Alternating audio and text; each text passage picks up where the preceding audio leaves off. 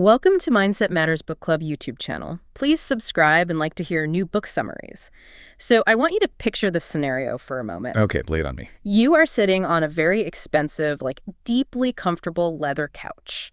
The lighting in the room is intentionally dim. It's casting this soft glow over these carefully curated oil paintings of the Irish countryside. Very atmospheric. Right, and there are bookshelves lined with Leonard Cohen poetry.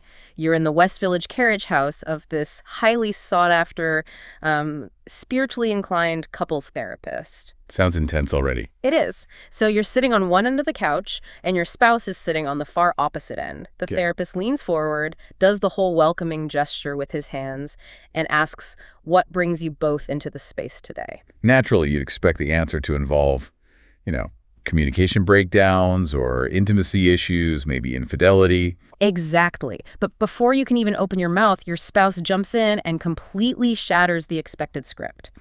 And he looks at the therapist and says, "We aren't here to talk about our marriage. We are here to negotiate her salary." Oh, wow. I mean, it is just an incredibly jarring opening image. It really is. And it immediately sets the tone for this complex psychological labyrinth we're entering today. Yeah, completely. And I want to speak directly to you, the listener, as we set the stage here. If you are someone who is constantly navigating that pressure to be the perfect employee, the perfect partner, or the perfect parent. Which is like so many of us. Right. And you find yourself wondering where your actual personality went in the process. Well, this deep dive is constructed entirely for you. Because today we are dismantling a very loaded concept. Yes, we're unpacking a book titled Selfish by Kerry Docherty. And, on the surface, the publishing world categorizes this as a memoir. But to read it as just a simple chronological recounting of events would be a massive disservice to the text. Oh, absolutely. It functions much more like a psychological thriller, really, about a woman attempting to locate her own pulse inside the suffocating machinery of a family startup. Yeah, and the word selfish itself it's arguably one of the most effective tools of behavioral control in modern society. Oh, for sure. Depending entirely on the context of your upbringing, being called selfish can either be perceived as this vital, boundary-setting compliment or, the absolute ultimate insult. The worst thing you could possibly be. Exactly. So our mission for this deep dive isn't to just give a table of contents or sequential recap of the book. We are utilizing this text as a rigorous case study. Right. We want to explore that profound, often invisible tension between societal expectations placed upon women, especially those navigating the intersecting roles of motherhood, marriage, and corporate leadership. And contrast that with the incredibly messy, disruptive pursuit of an authentic self. Because this book offers a masterclass in understanding human conditioning. It really does. And the architecture of family systems and the severe physiological and emotional costs of chronic people-pleasing. Yeah, and honestly, the relatability of the premise is what hooked me immediately. The specifics of Kerry's life are unique, obviously. She and her husband started a multi-million-dollar clothing brand. Not everyone does that, yeah. Right, but the underlying emotional currents are terrifyingly universal. So we have to return to that opening scene in the therapist's office to understand the structural trap she found herself in. Let's do it. So 2 years prior to sitting on that couch, Kerry, her husband Alex, who serves as the CEO, right. Alex's identical twin brother Mike, who is the lead fashion designer, and their mother Nenny, they all launched a clothing company called Faherty brand. Which is a lot of family in one room. It is so much family. And let's look at Kerry's qualifications. She holds a law degree and has a robust background focused on human rights and social justice. Impressive resume. But because they are in the trenches of a cash-strapped family startup, she's functioning as the head of human resources, the general counsel managing trademark disputes, the public relations director, and the social media manager. That is like 5 full-time jobs. Wait, it gets better. She even steps in as the fit model and creative director for photo shoots. Oh my gosh. Despite her own admission that her personal style leans heavily toward what she calls grandpa chic, oversized frayed cardigans and scuffed boots. Right, so she is completely stretched beyond her actual identity. Which brings us back to the core conflict in that therapist's office.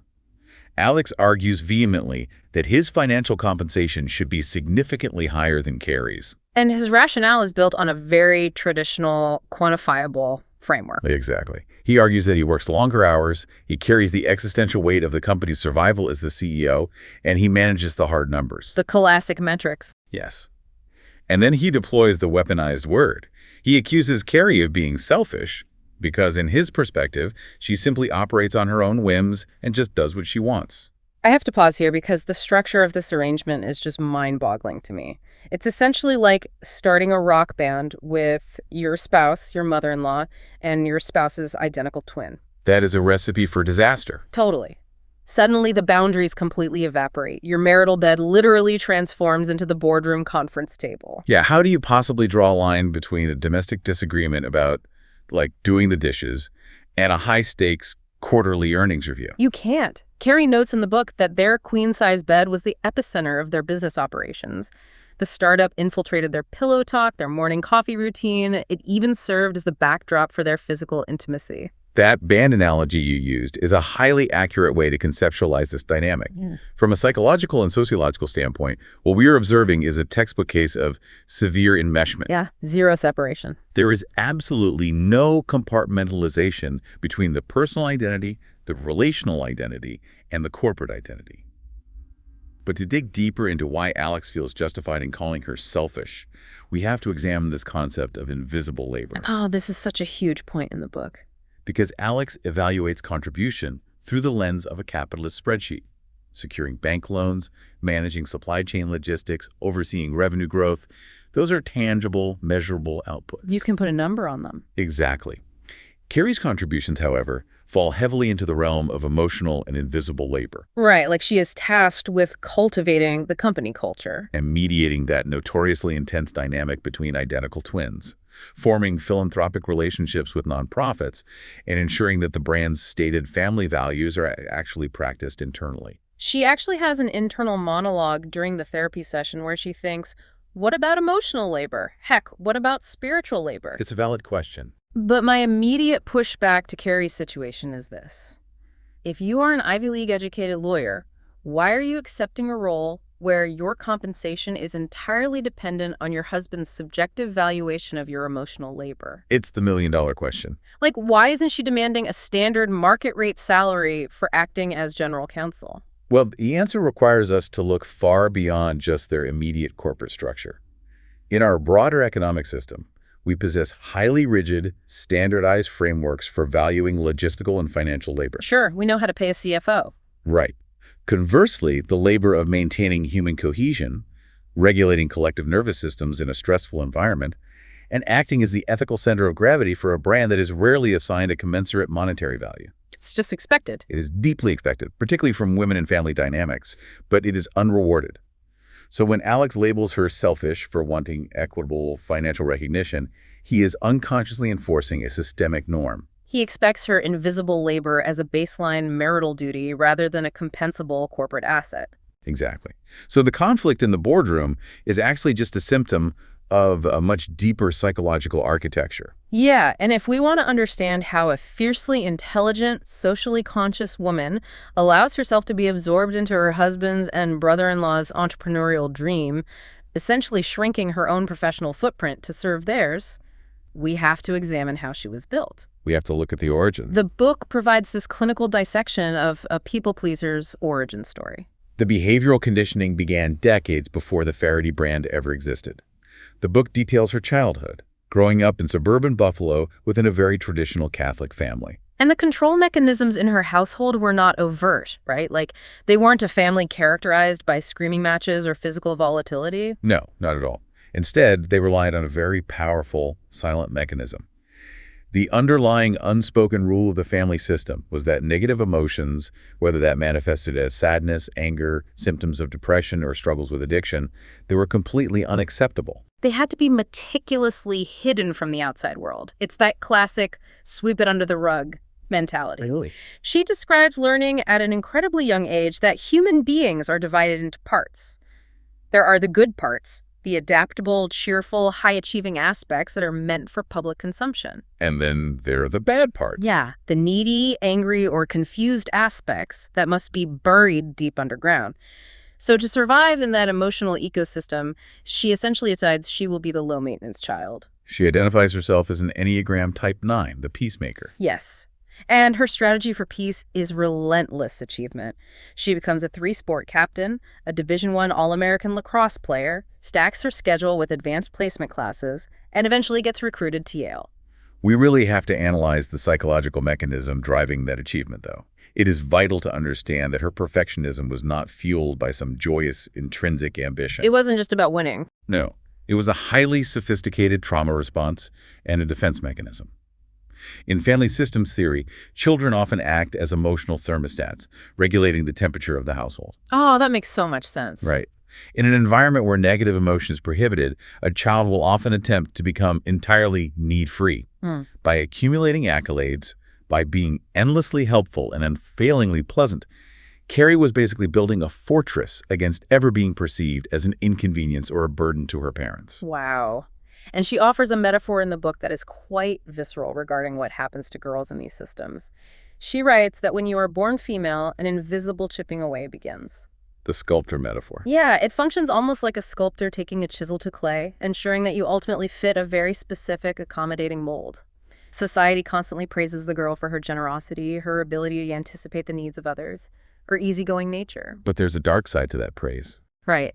The tragedy is that every piece of praise is actually the chisel removing another piece of her authentic self, until one day she looks in the mirror and realizes she has been contorted into a shape she doesn't even recognize. That metaphor perfectly elucidates the neurobiology of appeasement.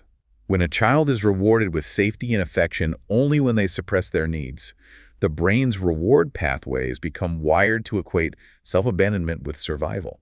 So when I asked earlier how this brilliant lawyer ended up submissive and undercompensated in a family business, the answer lies in that neurobiological wiring. Precisely. She didn't just stumble into shrinking herself. She'd undergone decades of rigorous, reinforced practice in minimizing her footprint to maintain harmony. And that deep-seated programming sets the stage for a massive collision when she meets Alex. Oh, the Yale meeting. Yes. The book describes their first encounter during a Spanish 101 class on their very first day at Yale. They are in the basement of this striking Gothic building. Kerry is sitting there entirely wrapped in her protective identity. Right. She's wearing monochromatic lacrosse sweatpants, a messy side ponytail, identifying completely as the selfless, team-oriented athlete. And then Alex walks through the door. Her description of him is highly revealing. She describes him as looking like a Jersey Shore Ken doll. Which is such a vivid image. It is. He's wearing a Hulk tank top, vibrant floral board shorts, and flip-flops. He radiates this flawless, entirely unbothered confidence. He's not shrinking to fit into the Ivy League environment. He expects the environment to accommodate him. Exactly. So the professor instructs everyone to introduce themselves in Spanish, stating where they are from and what they want to do with their lives. Okay. Kerry, operating from her framework of service and social responsibility, says she is from Buffalo, plays lacrosse, and plans to join the FBI to focus on human rights and social justice. A very noble pursuit. But then Alex stands up and announces he is from New Jersey, plays football, and when he grows up, he's going to start a clothing company. It is the absolute intersection of two fundamentally opposed worldviews. You have the social justice advocate, whose entire internal architecture is built upon the concept of serving the collective and aggressively avoiding being a burden. Right. And meeting her is the confident, ambitious entrepreneur whose identity is firmly rooted in the manifestation of his personal desires and the pursuit of individual success. Which naturally leads to an intense internal fracturing when Kerry officially joins Faherty brand later on. Of course. We have the peacemaker, whose survival depends on being the perfect, accommodating wife, suddenly tasked with integrating her fierce, deeply held social justice values into a for-profit apparel startup. Because let's be honest, grassroots activism and corporate capitalism are incredibly reluctant bedfellows. They really are, and this ideological friction dominates the middle act of the narrative.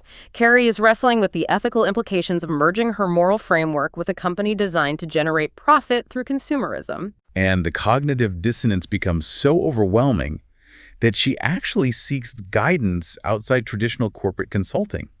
She consults a psychic named Constantina. I found that detail so fascinating. Here's this Ivy League-educated lawyer dealing with complex supply chains and trademark law, going to a psychic, essentially pleading, please just tell me how to navigate this. It shows how desperate she was for a framework. Yeah.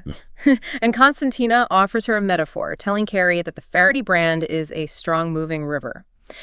The psychic advises that swimming upstream against the current of capitalism will only exhaust her. Which is probably very true. So instead, she suggests Kerry use the brand as a floating platform to amplify the concepts she cares about. Mindfulness, ethical labor, social justice, rather than trying to dismantle the river itself. However, the practical application of utilizing a corporate platform for social activism is incredibly fraught. Oh, totally. The book presents several high-stakes scenarios where these differing worldviews clash directly over operational decisions. A primary example is the internal debate over the company's use of native-inspired prints on their garments. Right, and it's important to note the text offers two distinct operational frameworks here. On one side, we have Mike, the lead designer. Yes, and his perspective is rooted in his formal corporate fashion training.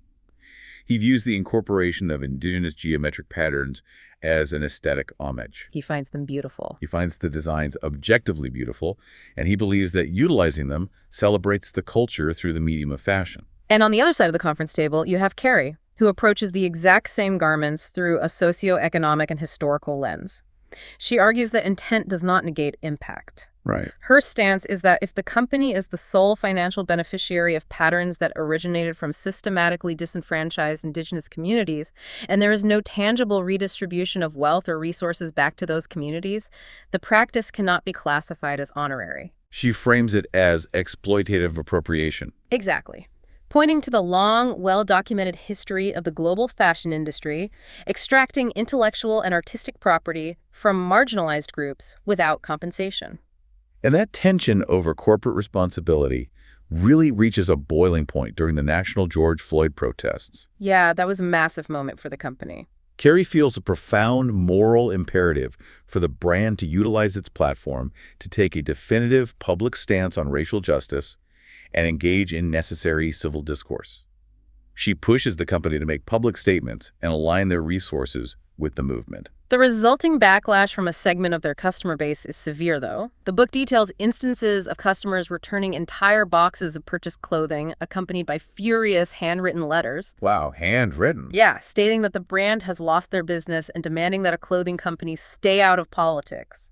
This wasn't just a PR headache. Some of their wholesale partners were equally irate, threatening the company's revenue streams. It's a huge financial risk. Now, I have to play devil's advocate here for a second. Kerry is demanding absolute ethical purity, but she is doing it within a cash-strapped family business where employees rely on the company's survival for their health insurance and their livelihood. That's a very real concern. Right.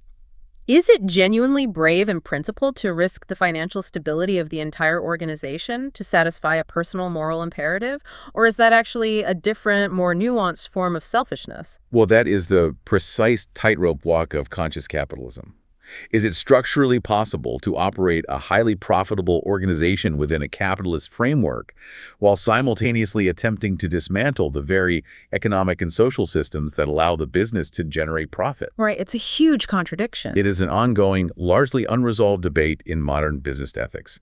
However, from a psychological perspective, the fallout from this specific event catalyzes a massive developmental milestone for Kerry. Yeah, she sends an email to Alex from her bedroom, surrounded by the chaos of angry customer feedback and internal panic, and she writes a very simple sentence. I don't care if certain people are angry. The gravity of that statement cannot be overstated for an Enneagram Type 9. It's earth-shattering for her. For a woman whose entire childhood survival strategy was predicated on being universally likable, managing everyone's emotional temperature, and aggressively avoiding conflict, stating, I don't care if people are mad at me, represents a monumental dismantling of her protective architecture. She is actively learning to tolerate the severe discomfort of being disliked in order to anchor herself in her authentic truth. And the person who acts as her guide in this process of dismantling isn't some high-priced executive coach or a board member. It's her sister, Shannon. Shannon is such a great character in this book. She represents the absolute antithesis of the good, accommodating Catholic girl conditioning they both received in Buffalo. She is the sibling who actively rejected the mold. Yes. She left Yale, transferred to Occidental College on the West Coast, majored in queer theory, navigated her way to sobriety, and established a life entirely on her own terms. And Shannon introduces Kerry to the concepts of nonviolent communication, the ability to express specific personal needs and establish boundaries without using accusatory language, relying heavily on I statements rather than you statements. The juxtaposition between the two sisters is just highly illuminating. Kerry adhered strictly to the socially prescribed path to success. She secured the Ivy League degrees, married the ambitious CEO, built a lucrative company. She did everything right. Yeah, she checked all the boxes. Yet she looks at Shannon, who shattered every familial expectation, abandoned the prestigious institutions, and chose a path of radical divergence, and identifies Shannon as the most successful person in her life. Why do you think that is?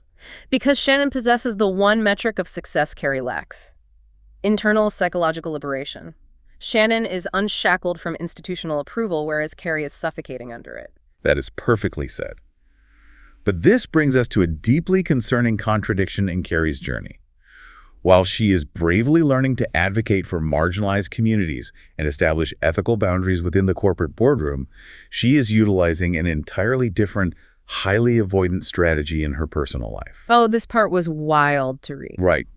She is employing incredibly sophisticated psychological defense mechanisms to completely bypass her own emotional deterioration. And this behavior is identified by her new therapist, Liza, who introduces a brilliant diagnostic concept: pre-enlightenment syndrome. Such a great term. We really have to unpack the mechanics of pre-enlightenment syndrome because it is terrifyingly common, especially in wellness culture. Oh, absolutely. Kerry sits in Liza's office and essentially claims that she is fine, that she doesn't really have any pressing needs, and that she has transcended the petty frustrations of her marriage. She's just floating above it all. Yep. Exactly.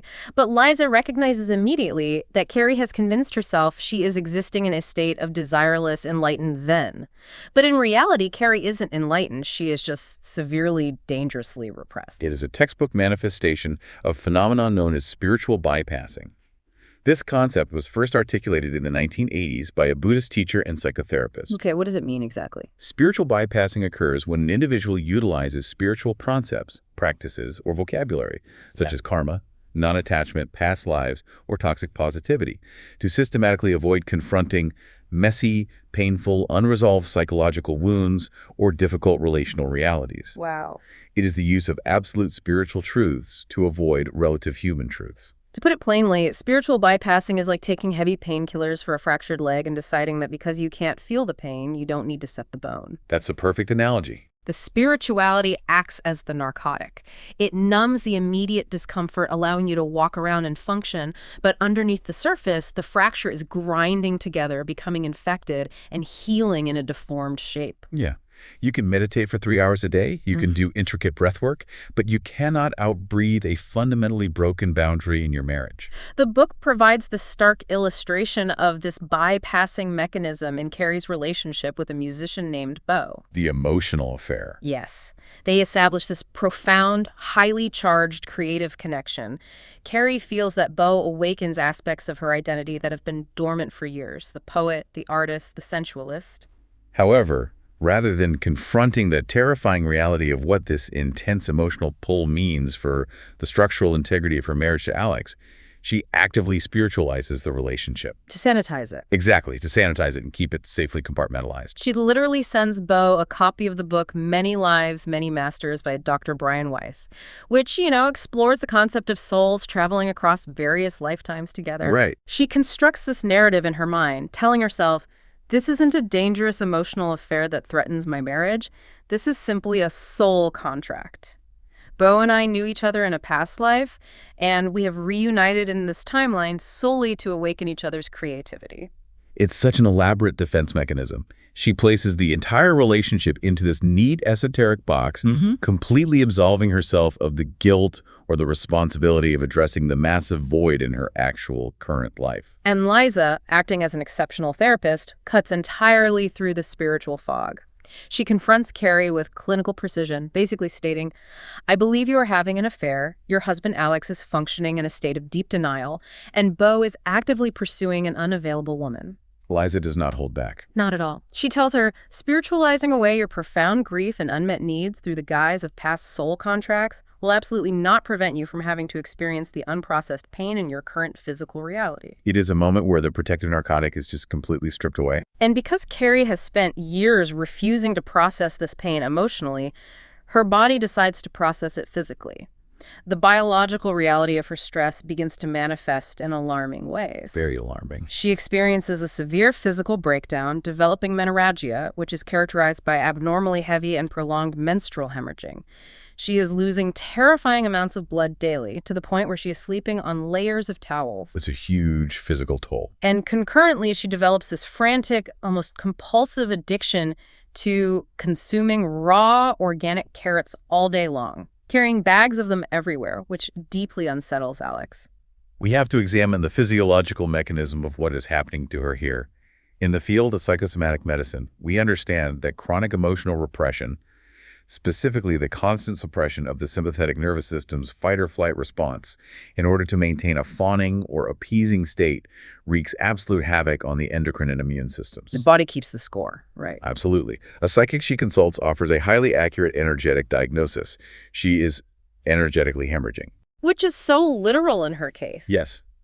Because she lacks the psychological boundaries to say no, she is bleeding out her life force, distributing her time, financial resources, emotional bandwidth, and attention to every single demand placed upon her. By the business, by her husband, by her extended family, and by strangers on the internet. Everyone wants a piece. There is a remarkably potent metaphor provided by a passing comment from her landlord, actually.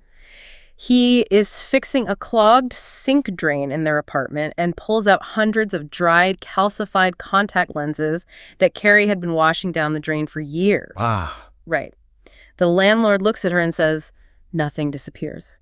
And Kerry realizes this applies directly to her internal biology. Nothing disappears. All the unexpressed anger, the swallowed resentments, the deferred hopes, and the suppressed exhaustion didn't just vanish because she meditated them away. They accumulated. They built up in her cellular memory. Yeah, and now they are violently pouring out of her. This state of severe physical and energetic depletion is critical, but it reaches its absolute zenith, its breaking point, when she crosses the threshold into motherhood. Oh boy, yes. If there is any institution within modern society designed to demand the complete, unquestioning forfeiture of the individual self, it is the construct of the good mother. The book pulls zero punches in its deconstruction of this institution. Kerry details the genuinely harrowing birth story of her son, Riggs. It was incredibly traumatic. Following a C-section, she begins to hemorrhage massively. She requires multiple emergency blood transfusions and experiences a profound near-death experience on the operating table. And the psychological phenomenon she describes during this near-death experience is fascinating. Rather than panic, she details being engulfed by a warm, overwhelming sense of peace. Which is so counterintuitive. Right. She feels a calm blanket of complete ambivalence regarding whether she lives or dies. As she drifts into this void, she experiences a sudden, crystalline understanding of the laws of thermodynamics, that energy cannot be created or destroyed. So she doesn't feel like she's ending. Exactly. She feels that she isn't dying, merely transitioning from one state of matter to another. She explicitly states that the void felt like home. Which stands in terrifying contrast to the chaotic, demanding reality she is pulled back into when she wakes up in the recovery room.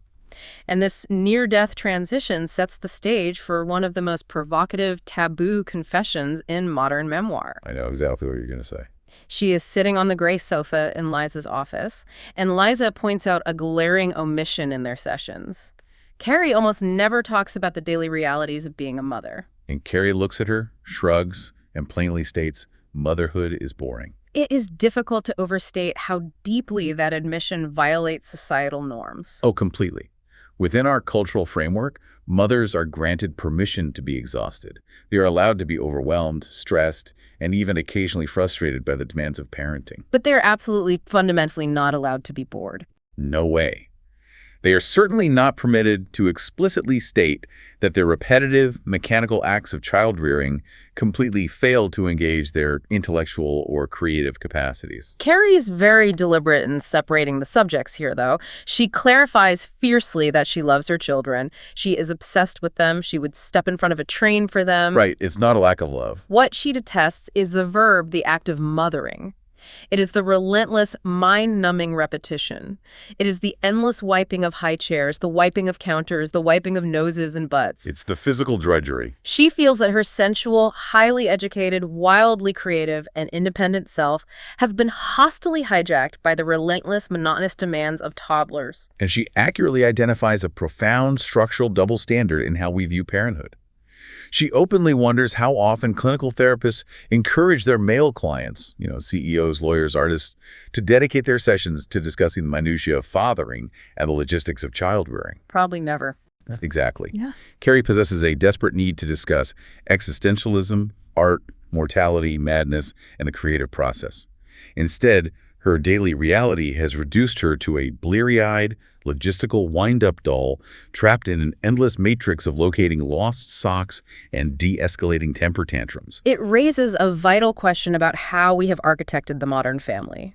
Is it inherently, objectively selfish for a mother to desire a rich, complex, demanding inner life that has absolutely nothing to do with the existence of her children? Or have we just set an impossible standard? Right. Have we, particularly in the isolated nuclear family structure of the modern West, framed motherhood in a completely impossible, all-consuming manner?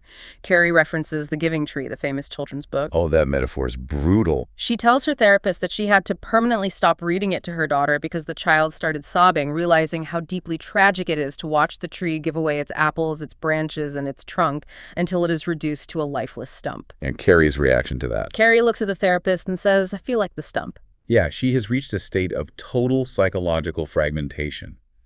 She articulates the feeling that her previous identities have entirely dissolved.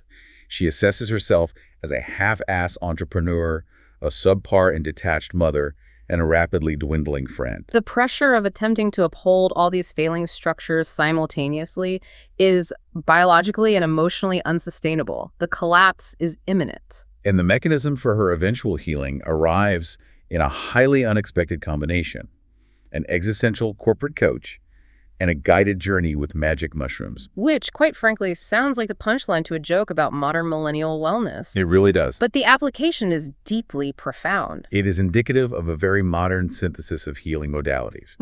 To address the external dysfunction, the family brings in a corporate coach named Una. And Una's background isn't just in executive leadership, right? No, she is a clinical therapist rooted in existential therapy. Una's intervention is critical because she introduces Kerry to the concept of non-dual reality within the business structure. Explain how Una uses non-dual reality here, because Kerry walks into these coaching sessions fully prepared to build a case that Alex and Mike need to fundamentally change their personalities for the business to survive. Right. So non-dual reality is the ability to hold two seemingly contradictory truths simultaneously without forcing one to negate the other. Una helps Kerry see that the very traits that infuriate her are the traits keeping the company alive. Oh, wow. She guides Kerry to the realization that Mike's unbridled, chaotic, often disorganized creativity is the exclusive reason their garments are beautiful and coveted by consumers. And on the flip side, simultaneously, Alex's rigid workaholism, his obsession with margins, and his intense financial stressing are the only reasons the creative chaos hasn't driven the company into bankruptcy. So they need each other. Una removes the binary of good guys and bad guys. Kerry is forced to stop playing the victim of their personalities and recognize the vital symbiosis of their dysfunction. They absolutely need each other to function. That addresses the structural gridlock of the boardroom. But the profound, foundational, internal healing, repair of the Enneagram 9's shattered architecture, occurs during a guided psilocybin journey. Yes. We need to talk about the neuroscience of what actually happens here, because psychedelic therapy is moving rapidly from the fringes into mainstream clinical psychiatry. It is. To understand why the psilocybin experience is so transformative for Kerry, we have to look at the brain's default mode network, or the DMN. Okay, what does that do? The DMN is the neurological system responsible for our sense of ego, our autobiographical memory, and our rigid narratives about who we are and how we must behave. So it's basically the storyteller in our head. Exactly. In individuals with chronic anxiety, depression, or severe people-pleasing trauma, the DMN is hyperactive. Psilocybin essentially acts as a chemical interrupt switch, temporarily quieting the DMN and allowing different regions of the brain to communicate directly. Wow. This chemical dampening of the ego network is what produces the subjective experience of ego death. And the visualization she experiences during this dampening is wild. She is lying in a small apartment in Queens, having consumed a bowl of applesauce mixed with crushed mushrooms. Setting the scene. She is wearing an eye mask, and she sets an intention asking the medicine to heal me. And a voice, entirely distinct from her own internal monologue, responds loudly and with absolute matter-of-factness, "There is no you to heal. There is no you." The initial reaction to ego death is almost universally sheer panic. The ego fights for its existence. Kerry looks at her physical belongings, her iPhone, her bag, and her brain insists, "Of course there is a me. Look at my things." Right, trying to anchor to reality. But as the default mode network fully quiets, the rigid boundaries of her identity begin to collapse. She describes a highly vivid internal vision. She strips down naked, but instead of physical clothing falling to the floor, her core identities detach and fall away. The labels just drop off. Yeah. Mother drops off, wife drops off. Founder, athlete, sister, lawyer, they all detach. And then the vision progresses. Her skin melts, her flesh dissolves, her skeletal structure disintegrates, until she perceives herself floating in a vast, weightless, entirely dark void. And in this state of absolute nothingness, the epiphany occurs. She realizes that she does not possess a self in the rigid, egoic, socially constructed sense. What she possesses is a soul. The distinction she makes between the self and the soul is the crux of her liberation. It's huge. The self is the construct created by societal expectations. It is the avatar she built to survive Buffalo, to succeed at Yale, to mediate the startup. But the soul is different. The soul is the indestructible energetic core that she touched during her near-death hemorrhage. She understands on a cellular level the thermodynamic truth she glimpsed in the hospital. Matter and energy cannot be created or destroyed. Therefore, her essence belongs to eternity, not to the Faherty brand or even to her nuclear family. I want you to imagine the sheer, unadulterated relief of that realization. It must be incredible. If Kerry the flawless founder, or Kerry the endlessly patient mother, do not actually exist at a cosmic level, if they are merely temporary costumes, then the crippling, suffocating pressure to perform those roles perfectly, completely evaporates. That's the liberation. As the medicine wears off and she psychologically returns to Earth, she describes her identities returning to her, but not as permanent skin. They return as thin, interchangeable layers of clothing. She can put them on and take them off. Exactly. Yeah. She can choose to wear the mother coat or the founder hat, but she intimately knows that the clothing is not her true essence. This profound experience of ego dissolution directly informs her evolving understanding of human interconnectedness, a theme that permeates the latter half of the book. Yeah, there's a specific trip she takes, right?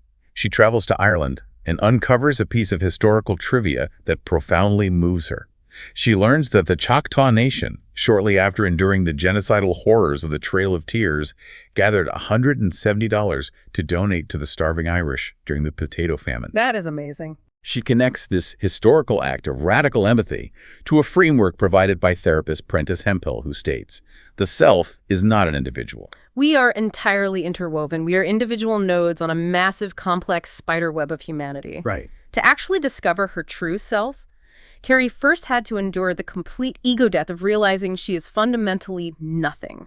Only by detaching from the crushing weight of her accumulated labels could she re-enter her daily life with agency and intention. And armed with this new, indestructible connection to her soul, Kerry decides to execute the absolute most terrifying action a lifelong, deeply conditioned people-pleaser can possibly take. She decides to tell the absolute, unfiltered truth to the general public. Exactly. She joins the Brooklyn Writers Collective and begins the grueling process of writing the very book we are discussing, Selfish. And it should shock absolutely no one that this act of creative autonomy generates an immediate, intense structural crisis within her home. Well, the creation of a memoir is never an isolated act. It is inherently an act of systemic exposure.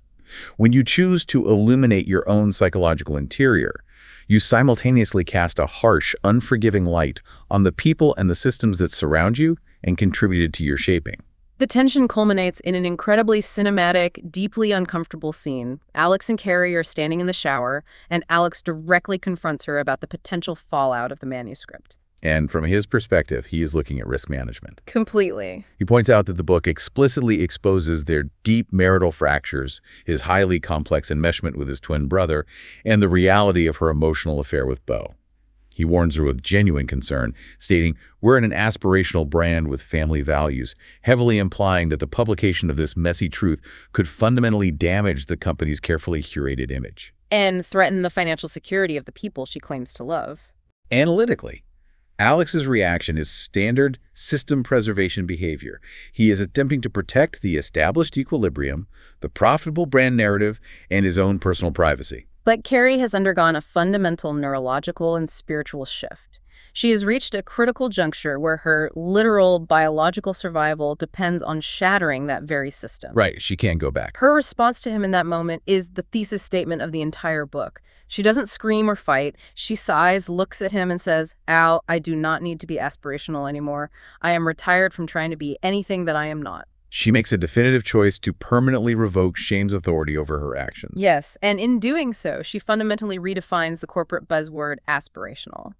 She argues that the most genuinely aspirational family values a brand or a person could possibly project are not flawlessly curated, conflict-free facades.